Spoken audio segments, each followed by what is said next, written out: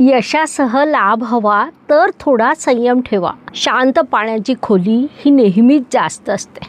वृषभ राशीच्या जातकांचं देखील अगदी तसंच आहे. हे वरून स्थिर शांत दिसतात, पण आतून त्यांना प्रचंड शक्ती असते. कितीही कठीण काम असलं तरी ते आपण मोठ्या विश्वासाने वृषभ राशीवर सोपवू शकतो.